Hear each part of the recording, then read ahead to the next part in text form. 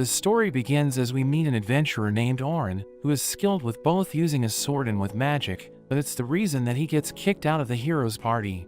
Their leader Oliver explains that he's given Oren plenty of chances to improve since they're childhood friends, but he still isn't strong enough to fight by their side.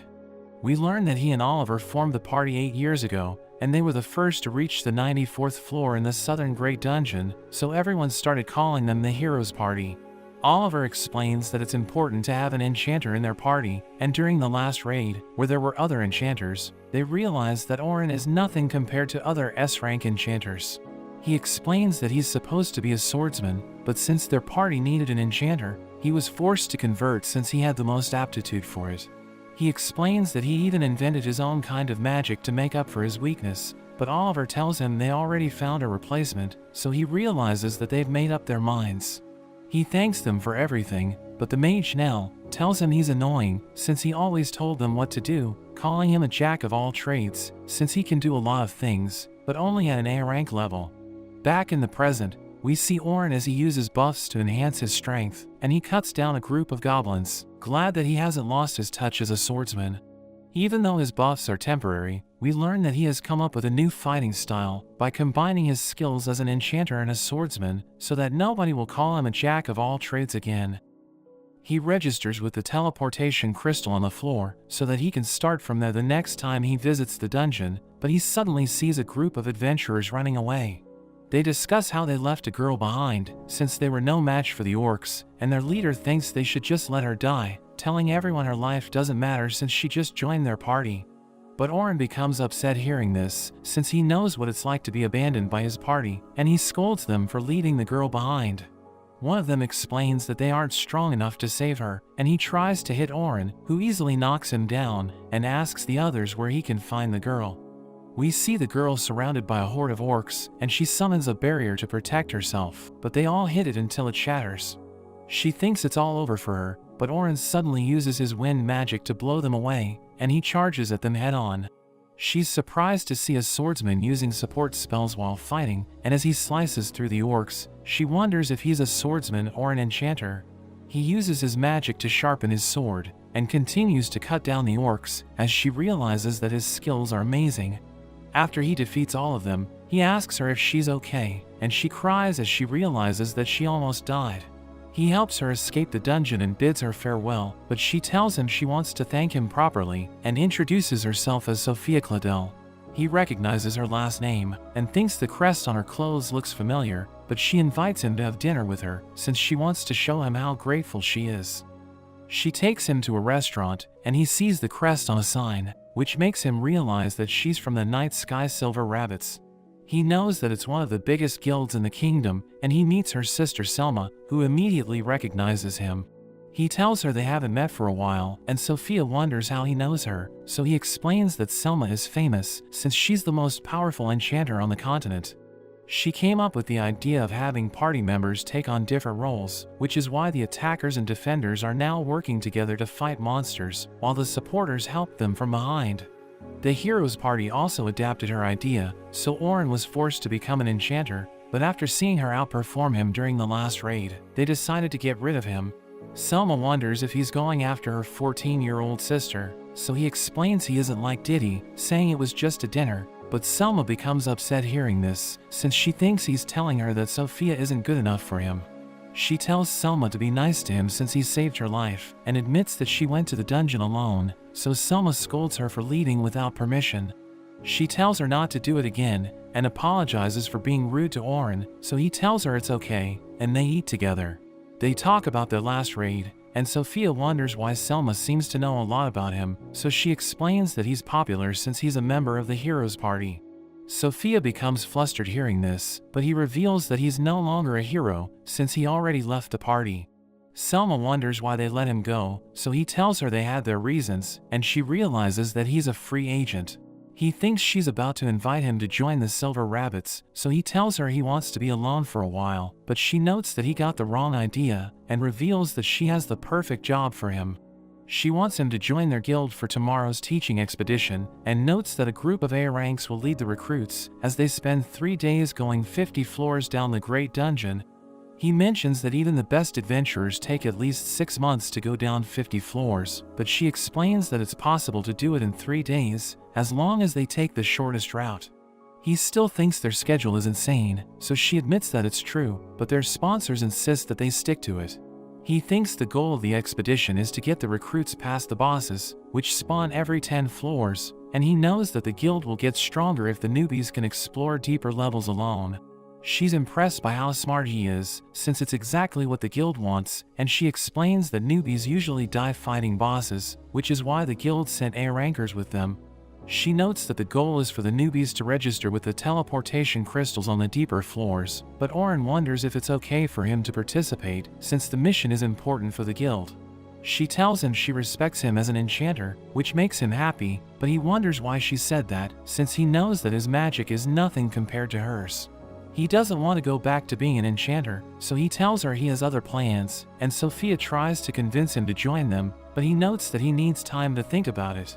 He explains that he has converted, so he'll only join the expedition as a swordsman, which surprises Selma. But she notes that it's okay, since she thinks he'll return to being an enchanter if things get rough, and she tells him to report to the guild's HQ tomorrow if he wants to join them. After that, Oren talks to an old man, who thanks him for advertising his store, but Oren tells him he can't continue doing it, since he's no longer a member of the heroes party. He thinks nobody will listen to him now that he isn't a hero, but the old man tells him it doesn't matter, and notes that he'll always be grateful to him. Oren believes that he has become irrelevant, but the old man tells Oren that things are just getting started, and he should just do what he thinks is best. The next day, Oren heads to the Silver Rabbit's HQ, and Selma is glad that he has decided to join them. He meets the leader of the guild named Vince, and asks him about the teaching expedition, so he notes that he'll have Selma explain everything. We learn that before Oren arrived, Selma told Vince that Oren had left the heroes party, and he thinks they won't be as strong without him. She tells Vince he's right, since she knows that Oren's support magic helped them become the strongest. She notes that his spells aren't that powerful, but his casting speed is incredible, and he was using original spells while analyzing the situation. She thinks he has all the skills an enchanter needs, and now that he is no longer in the heroes party, she believes that the Silver Rabbits can reclaim the top spot. Vince can't believe they let him go, and she explains that it's because enchanters don't usually get the credit they deserve, but she knows that Oren is powerful. Back in the present, Selma tells Oren about their plan to reach floor 51 in 3 days, and he learns that there are 10 parties of rookies and 5 escorts. The rookies will deal with the monsters, while the escorts will protect them if something goes wrong, but Oren wonders why there are only 5 escorts, since he thinks they need more to support the newbies. Selma explains that the rookies need extra stress to help them grow, but he knows that it isn't the real reason, and they aren't telling him the truth since he's an outsider. He still decides to help them, so Vince tells him he'll receive 2 gold pieces in advance, and another 10 if the mission is successful. He thinks it's a lot, since it's a year's worth of living expenses, so Selma explains that it's because they know how valuable he is. After that, Oren heads to the entrance of the dungeon, where he meets the other members of the expedition, and he realizes that Sophia is going as well. He tells her she looks good in her uniform, which causes her to blush, but Selma asks him if he has a girlfriend, since he seems to know how to flatter a lady. So he explains that he doesn't, but he knows how to talk to girls since there were girls in the heroes party, and she recalls that they all lived in the same mansion. Sophia wonders where he's currently staying, so he reveals that he's sleeping at an inn, but he's looking for a place to call home. Selma wonders why Sophia asked him that question, wondering if she's planning to visit him, but she explains that she was just curious. Selma realizes that the others look tense, so she asks for Oren's help to loosen them up, and she tells Sophia to find her party. She takes him to the other escorts, and notes that they can trust him since he's strong, but he tells her not to raise their expectations for him. He introduces himself as a frontline attacker, and 2 of them named Anthem and Bernard reveal that they're defenders. The girl named Kathy reveals that she's a healer, and with Selma as the enchanter, Oren thinks their party is balanced. But he wonders who would have taken his place as the attacker if he didn't join them, and we learn that the guild lost their ace recently, so Selma wanted Oren to replace them. But Vince was against it, since Oren is an enchanter just like her, so their party wouldn't be balanced. She thinks he's their only hope, since they haven't made progress in a year, but she wonders if he would perform well as their attacker. She takes him to the rookies and tells them they'll make it to the 51st floor because Oren is with them. She reveals that he was with the heroes party when they reached the 94th floor, so he knows the dungeon better than any of them, and everyone's amazed hearing this. They're confident that he'll lead them to the 51st floor, and she tells them to get ready, since they're about to enter the dungeon. He tells her not to play it up, but she notes that she just told them the truth, and explains that it's their job to make sure the rookies can relax and focus on the dungeon. We learn that he just wants the title of hero to help the old man's shop, but he's worried that his reputation might be ruined, and Selma tells him to escort Group 10. She notes that they're the most promising rookies, and thinks they can make it to the middle floors if they learn to work as a party, so she wants him to train them.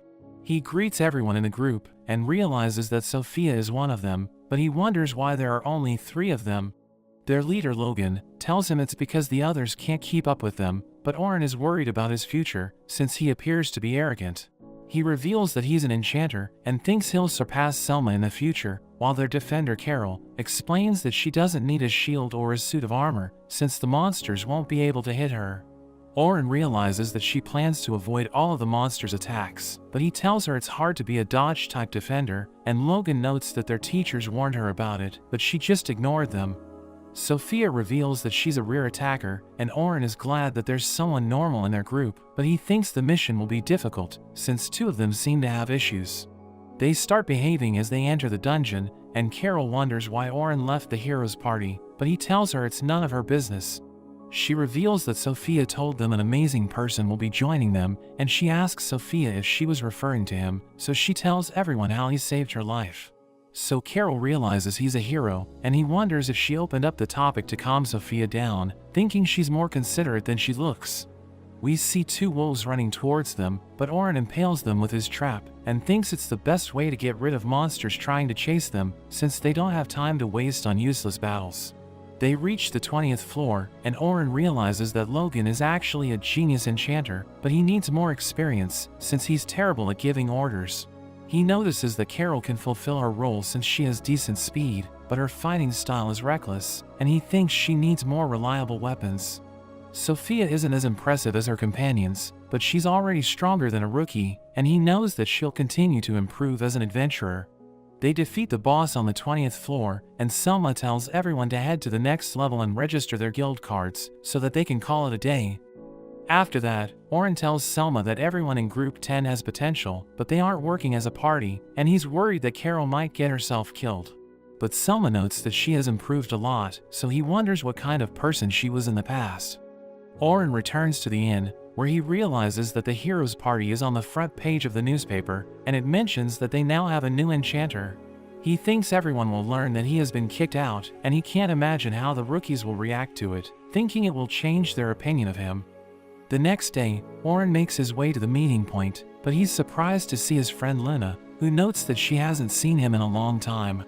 We learn that she's also a member of the heroes party, and he recalls that she was always nice to him, even though the other members didn't treat him well when he was about to be banished. He asks her what she needs, so she tells him to come back to the party, but he thinks the other members don't want him back, and he tells her about the article in the newspaper. She admits that she's asking on her own, but promises to persuade the others to welcome him back, since she thinks they need his strength. He realizes that she's serious about bringing him back, but he tells her he doesn't want to return to the party, and she reminds him about their promise to clear the Great Dungeon together. He becomes emotional hearing this, but notes that they made that promise with Oliver, who kicked him out of the party, so it's never going to happen. He walks away, as he thinks about how he still wants the 3 of them to fulfill that promise together, but he knows that it's too late, since there's no longer a place for him in the heroes party. He recalls how the article mentioned that he was banished from the heroes party since he's weak, and as he reaches the meeting point, he realizes that everyone's talking about him. He greets the rookies, but notices that they're different from yesterday, and Selma apologizes for using him to inspire them, since she didn't know that he was kicked out of the heroes party. He promises to back everyone up, and the other escorts still think he's amazing, since he made it to the 94th floor. He talks to the members of Group 10 about the news article, and the girls think it's full of lies, but Logan asks him if it's true. So he admits that he was kicked out since he's weak, and he's not the hero everyone expects right now, but Sophia knows that he's strong, because he defeated the horde of orcs in an instant. He explains that he's strong enough to take everyone to floor 51, and notes that he may not be a hero anymore, but he still promises to protect them. The girls trust him, but Logan starts to question his strength, and thinks he's an idiot for getting excited yesterday.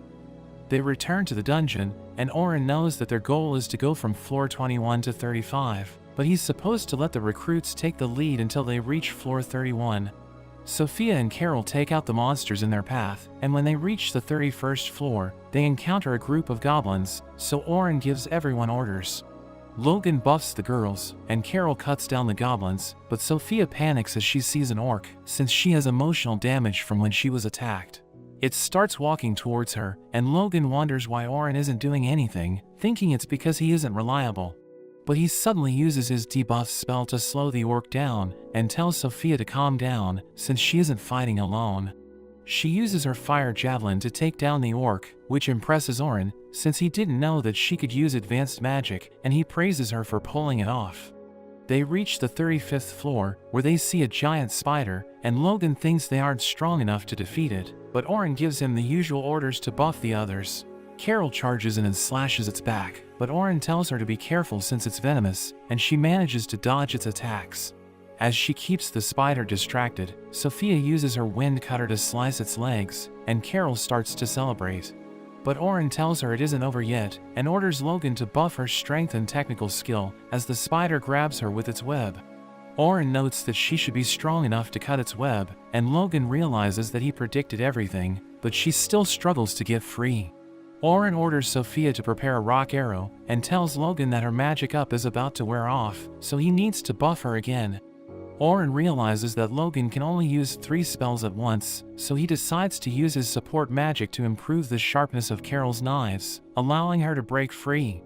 Sophia summons a rock arrow, and uses it to crush the spider, so the girls celebrate their victory. Oren tells Logan they won thanks to his support magic, and he thanks Oren for watching over them, but he notes that it's time to head back. After they leave the dungeon, Selma praises everyone for doing a good job, and reminds them that tomorrow is their last day, so they need to rest and be ready for it. Anthem and Bernard invite Oren to have dinner with them, and he realizes that they aren't bothered by the news, so he decides to join them. We see Logan with the girls in a carriage, and he asks Sophia about the time Oren saved her, so she tells him about the wind blast and support magic he used to defeat the orcs. Logan knows that he used sharpness up, which is the same move he used to help Carol break free, but Logan wonders if he was wielding a sword, since the spell can only be applied to weapons. So Sophia explains that he used a sword to cut the orcs down, and notes that he converted to being an attacker after he left the hero's party, which impresses Logan. He thinks it doesn't make sense, since Oren seems like the perfect enchanter, and he recalls how his orders were always on point. He thinks about the spell Oren used on the orc, and he knows that it's a debuff, which is so difficult to pull off that even Selma rarely uses it, but Oren was able to use it easily. Logan recalls their battle with the spider, and he thinks their formation was perfect, since Oren told them what to do. Logan knows that he predicted the spider's last attack, since he was analyzing the situation while everyone was fighting, so Logan realizes that he's brilliant. He wonders why Oren converted to being an attacker, and Sophia tells him how he instantly wiped out the orcs, so Logan realizes that he's also a skilled swordsman. He realizes that he was wrong about him, since he thought Oren was trash after he read the news article, but he's actually a genius who can do anything. That evening, Oren has dinner with Anthem and Bernard, who tell him they'll pay for the food, and they ask him about his time with the hero's party. So he tells them he didn't have time to have fun since he was always busy, and they think the news article is ridiculous, so they want him to forget about it. They ask him why he converted to being an attacker, so he explains that he used to be a swordsman in the hero's party, and notes that he always wanted to wield a sword since he was a kid. He reveals that he was inspired by his grandfather, who took down a monster that attacked the village, but they wonder why he ended up becoming an enchanter. So he explains that they struggled to make progress in the deeper floors, since the monsters were a lot stronger, and they realized that they needed an enchanter in their party. He was the one with the highest aptitude for it, so he was chosen for the role, and Anthem thinks they made the right move, since they were able to reach the 94th floor. But Oren thinks they messed up, so Anthem and Bernard ask him what he means, but he apologizes for saying too much, and thinks the hero's party will never get past the 94th floor. Bernard asks him about his ideal swordsman, so he explains that it's a jack of all trades who could go through the deeper floors alone, saying it's the kind of adventurer he wants to be. We see Sophia and Carol taking a bath, and Carol reminds her that tomorrow is the last day of their expedition, so she needs to say goodbye to Oren, but she wants him to stay with their guild, so she thinks about inviting him to join them. Oren meets his group in the morning, and they all know it's their last day, but Carol tells him to reward them if they reach the 51st floor. She notes that Sophia wants something from him, and she prepares to tell him to join their guild, but Selma suddenly calls him. He hears newbies talking about the heroes party, and learns that they plan to explore the deepest level of the dungeon with their new enchanter, but he thinks they should start on the higher floors to work on their teamwork. We see the heroes party on the 92nd floor, and Oliver thinks they'll finally clear the dungeon, since they now have a talented enchanter named Philly. We learn that 2 days ago, Oliver introduced her to the others, and Nell and Derek think she's better than Oren. But Luna suddenly joins them, and asks them why he's with the Silver Rabbits, so Derek tells her it's because they kicked him out.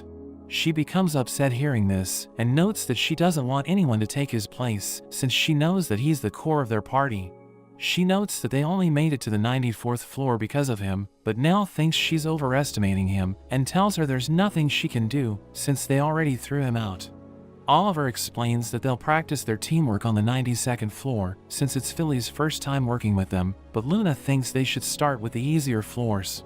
She explains that they can't defeat the Black Dragon on the 92nd floor, but the others don't believe her, since they think they're stronger without Oren. Oliver notes that they won't fight the dragon, since they'll just practice their teamwork on the other monsters, but she still thinks it's too risky to go without Oren. We return to the present, as the heroes' party struggles to defeat a monster, since their buffs keep wearing off, and Philly explains that she still isn't used to working with them. Derek gets pushed back as he blocks a blast of energy, and it almost hits Nell, so she asks him what's wrong with him. We learn that blocking the attack used to be easy for him, and she summons her fire bullets to burn the monster, but it has no effect, so Oliver orders Philly to buff her. She summons her fire bullets again, but the monster shrugs them off, and Oliver wonders why they're struggling, since Philly's support magic should be better than Oren's. Nell tries to flank the monster, but she panics as it blasts her with its laser beams, and Oliver orders Philly to warn them when the monster is about to attack. She explains that she's too busy casting support magic, and Oliver wonders why they aren't as strong as they used to be, so Luna prepares to tell them the reason. But the Black Dragon suddenly appears, and he wonders what it's doing there, since it isn't supposed to leave the boss area. It crushes the monster to death, and Luna tells everyone to escape, since she knows they're no match for it, but Oliver thinks they can take it on, reminding her that they've defeated it before. He orders everyone to attack, but the dragon launches a fireball, which knocks Derek down, and Oliver realizes that Philly didn't buff him, since she froze when she saw the dragon. Nell summons her fire javelin, but it doesn't do any damage, and the dragon blasts her as well. It prepares to breathe fire, and Luna tells Oliver to buy time for them to escape, so he orders Philly to buff him. He uses his magical convergence to gather energy, and attacks the dragon with his ultimate move, but it easily overpowers him. He falls into despair, so Luna tells him to get a hold of himself, and notes that they should use their magic item Fickle Gate to escape. Philly is against it, since she knows that it will take them to a random boss area, but Luna explains it's the only way for them to get away from the dragon. Oliver decides to go with her plan, and uses the Fickle Gate to create a portal, but the dragon stops them with its flames, and ends up going through the portal. Derek is glad that everyone survived, but they realize that the dragon has moved to another boss area, and Luna notes that they should report it to the guild, so that they can force teleport everyone out of the dungeon.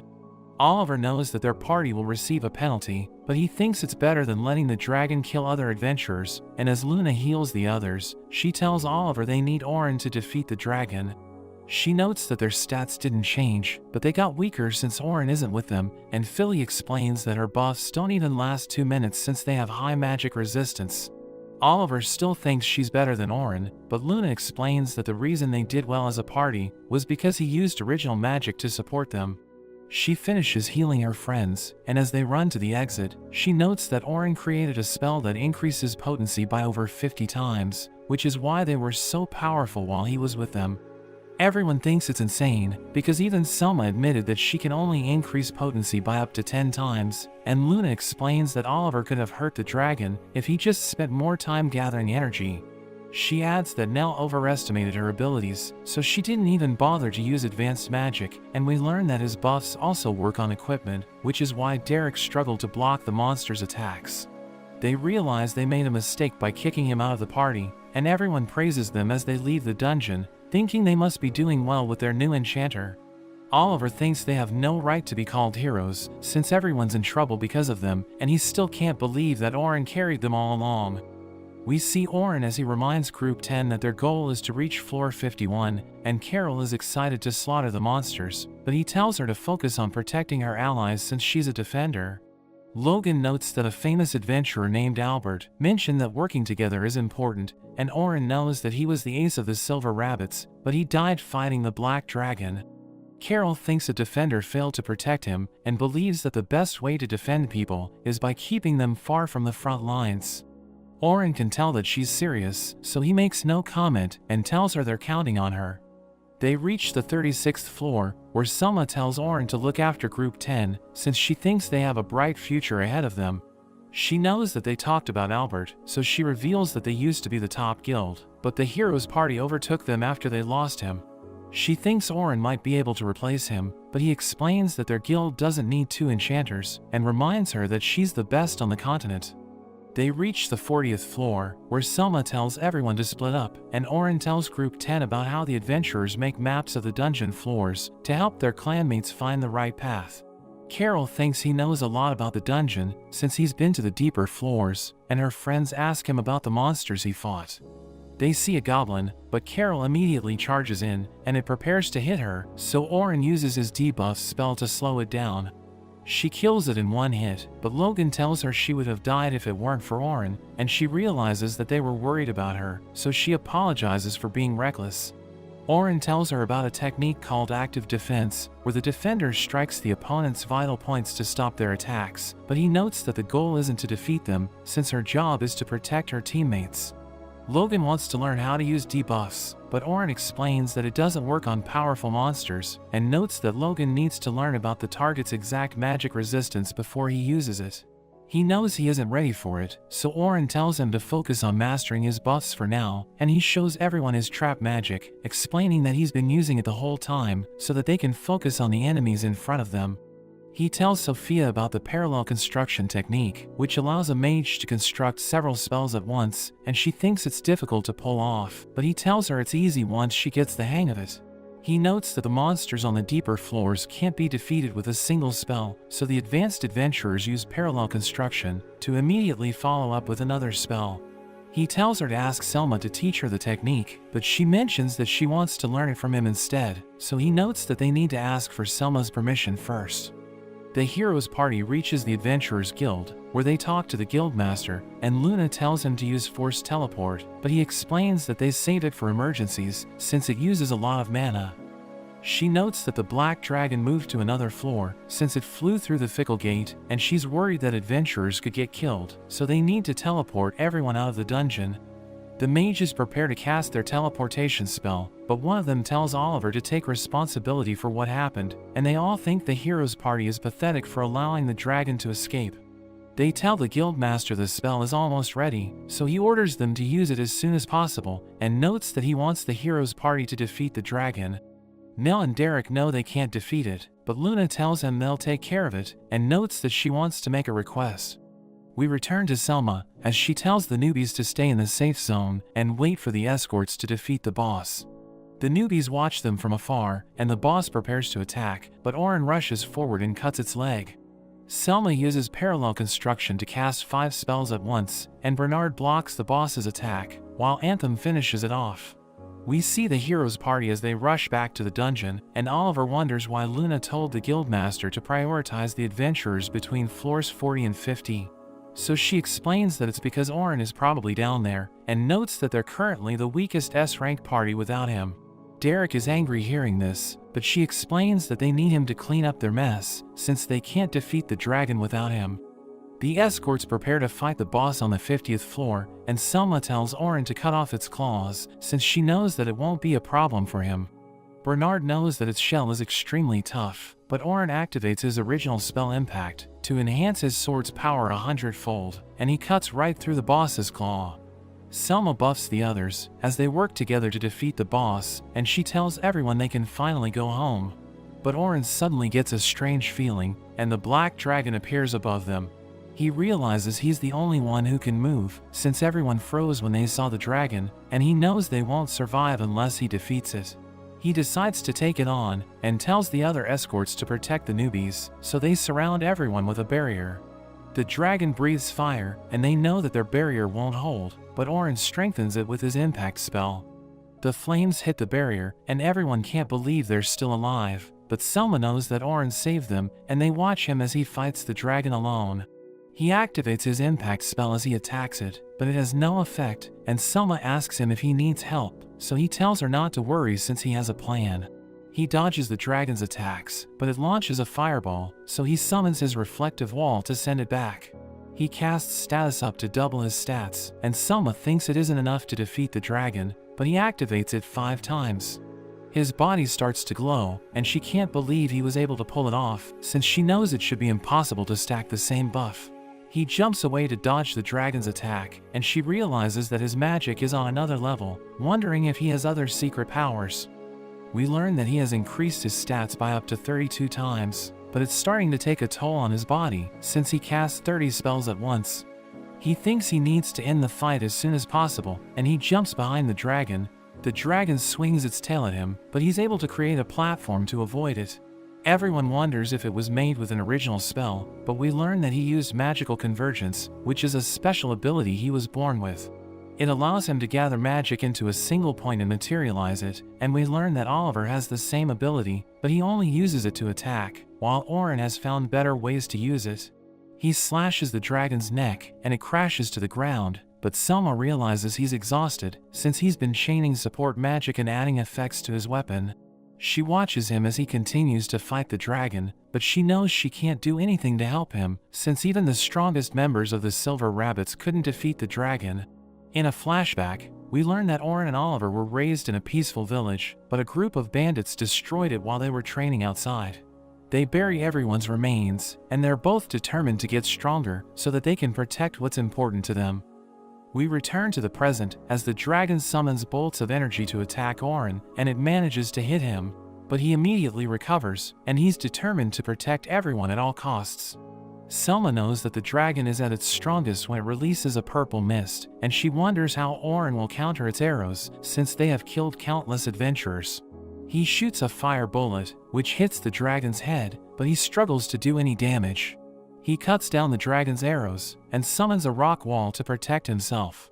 He realizes that the dragon changed its attack pattern, and an arrow is about to hit him from behind, but he's able to reflect it. Everyone's amazed that he can keep up with the dragon, but Selma knows he's in trouble, since he's about to run out of energy.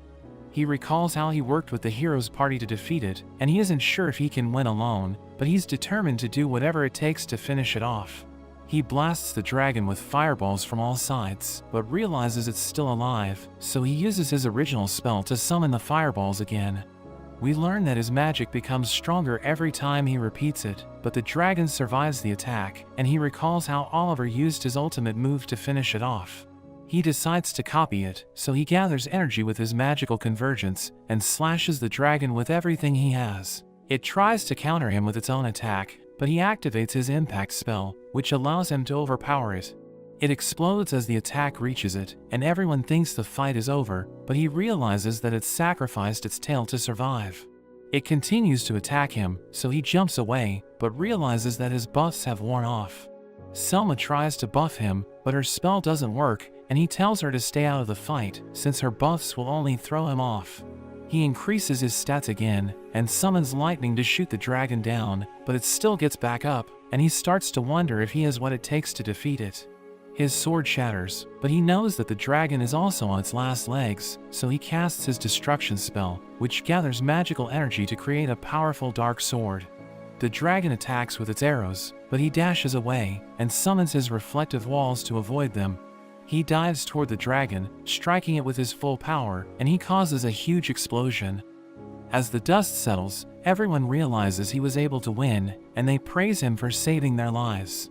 The heroes' party reaches the dungeon, but they realize that Orin has already defeated the dragon, and Luna rushes to heal him, but he tells her to clean everything up instead. She notices that he's the only one who's injured, so she realizes he fought the dragon alone, but Derek can't believe it, and he asks Orin to explain what happened. She tells him to accept that he's nothing compared to Orin, so he becomes angry and tries to hit her, but she stops him with her spirit. He realizes he can't move, and Oliver tells them to stop, but we see that he's upset since Orin stole the spotlight. Sophia writes a report about the incident, and she thinks about how amazing Orin is, but she notices that Selma is exhausted. She invites her to take a bath before they go to bed, and as they enjoy their time together, Selma notes that Orin is so powerful that she can't even understand how he fought the dragon. Sophia explains that she understood his techniques, since he taught her the basics of combat, which he used while fighting the dragon, and she notes that she learned a lot from him. The next day, Selma thanks Orin for saving everyone during the expedition, and notes that Vince wants to meet him. They head to the HQ, where Vince invites Orin to join the Silver Rabbits, and notes that he'll make him the lieutenant of their clan. Orin thinks he's too young for the position, but Vince tells him he has what it takes, and Selma looks forward to working with him. He explains that he needs to think about it, so Vince tells him to take his time, but notes that the Adventurers Guild wants to see him. Orin heads to the old man's shop, and tells him he isn't sure if he should join the Silver Rabbits, since he might end up being used and thrown away again. The old man tells him to think about it, and explains that people grow by helping each other, since it helps them make up for their weaknesses. Orin appears before the guildmaster, who knows that he defeated the dragon, but Nell and Derek think he just got lucky, and explain that they weakened the dragon before he fought it. He tells them to be silent, and asks Oliver why they went straight to the 92nd floor, so he explains that they were confident they could go deeper, since their new enchanter is better than him. Orin explains that they shouldn't have done that, because Phillies still isn't used to working with them, but Oliver thinks the enchanter's job is easy, since all they need to do is buff their teammates. Orin becomes upset hearing this, and tells him it's difficult to fulfill the enchanter's role, since they need to look after everyone in the party. We see Selma as she thinks about Orin, and she wonders if he'll join the guild, since he's so powerful that he doesn't need their help. Sophia and the others join her, and they tell her they want to invite Orin to join their guild, so she explains that she also wants to work with him, but she thinks he's so strong that they'll just slow him down. Logan notes that they just need to get stronger, so that he will recognize them as his comrades, and she realizes that Logan is right, so she tells them where to find him. We see Orin as he walks around the town, and he sees Sophia and the others, but he suddenly hides in an alley.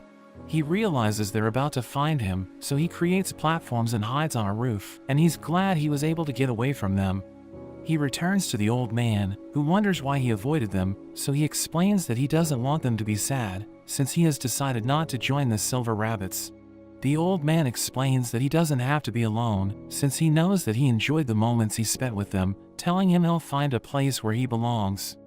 That evening, Orin stares at the night sky, but Sophia finally finds him, and tells him they're in her favorite spot. She invites him to join the Silver Rabbits, but he asks her what she thinks about the guild, so she tells him it's the place where she belongs, and he finds her answer interesting. The next day, Orin returns to the Silver Rabbits HQ, and tells Vince he has decided to join the guild. Sophia and the others are excited to see him, and he comes out wearing his new uniform, telling them that he looks forward to working with them again. In a flashback, we see Oliver as he defeats Orin in training, and the observers think that he'll be the one who will make their wish come true, but he wonders why Orin was holding back, saying he used to be better.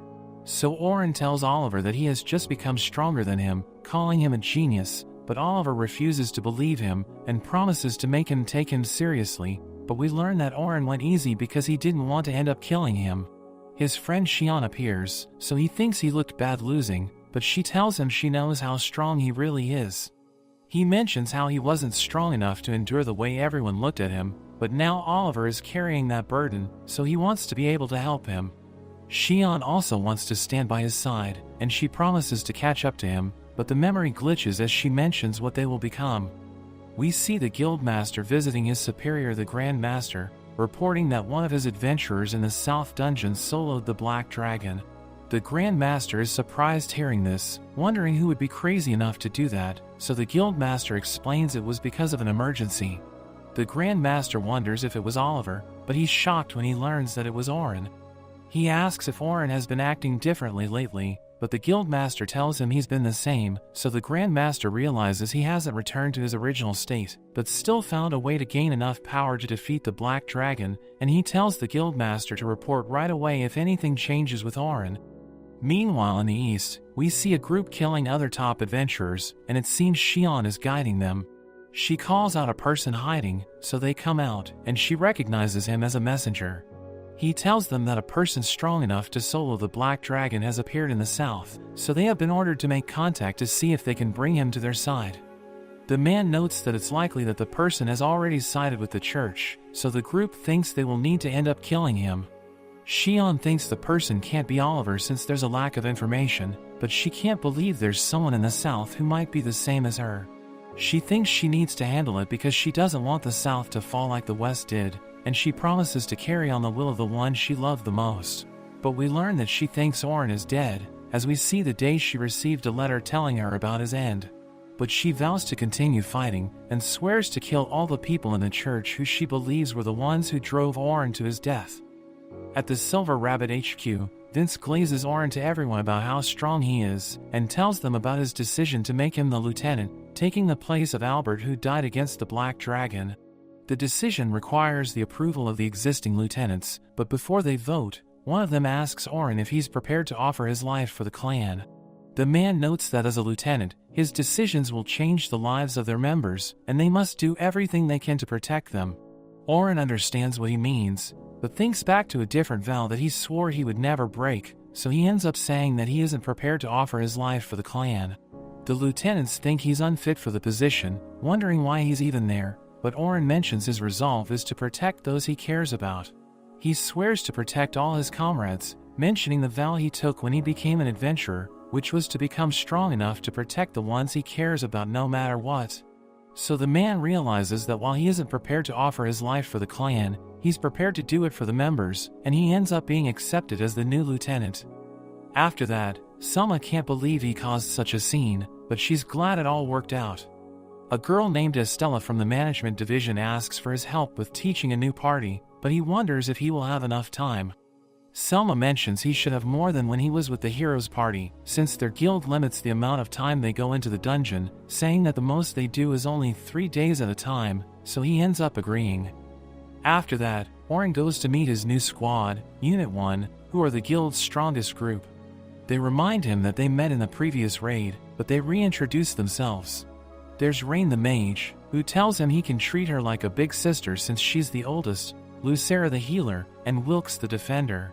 Wilkes wonders how Oren was able to defeat the Black Dragon, but he hesitates, so Selma tells him he doesn't need to force himself to answer, but he thinks he should tell them since they're now a team, so he tells them about his original skills.